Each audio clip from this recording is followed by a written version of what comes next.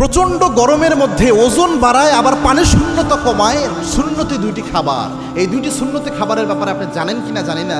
আল্লাহর হাবিব ইবনে মাজাহ শরীফের 3324 নম্বর হাদিসে এই দুইটি খাবারের কথা উল্লেখ এসেছে রাসূলের বর্ণনা অনুযায়ী। সুতরাং এই দুইটি খাবার যদি খেতে পারেন অবশ্যই ওজনও বৃদ্ধি পাবে, পানি শূন্যতাও কমবে।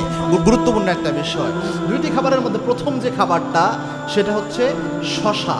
শশার মধ্যে বর্তমান মেডিকেল সায়েন্স প্রমাণ করেছে 95% পরিমাণ প্রায় পানি থাকে। শরীরের পানি শূন্যতা দূর করার জন্য সবচেয়ে উপকারী যতগুলো খাবার রয়েছে তার মধ্যে একটা হচ্ছে শশা, যেটা শরীরের পানি শূন্যতা দূর করে দেয়। সুবহানাল্লাহি ওয়া বিহামদিহি। এবং এই যে গরমের দিনে আপনি যে ঘামেন, পানিগুলো যে বের হয়ে যায়, এটার মাধ্যমে আপনার শরীরকে পানি শূন্যতা থেকে মুক্ত রাখার জন্য শশা কাজে দেয়। তো খাওয়ার একটা নিয়ম রয়েছে। আর আরেকটা হচ্ছে খেজুর। এই শশা এবং খেজুর ছোট ছোট করে কেটে একসাথে মিক্স করে যদি আপনি খান, তিরমিজি শরীফের 3324 নম্বর হাদিসটা খুলেন। আয়েশা রাদিয়াল্লাহু তাআলা আনহাকে আল্লাহর হাবিব এইভাবে খাওয়ার পরামর্শ দিয়েছিলেন।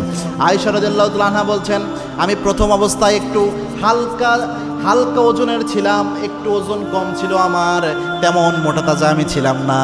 আমার মা আমাকে খেজুর এবং শশা রাসূলের পরামর্শ মোতাবেক প্রতিদিন খাওয়াতো, যার কারণে অল্প দিনের মধ্যে আল্লাহ রাব্বুল আলামিন আমার স্বাস্থ্য মোটা বানিয়ে দিয়েছে।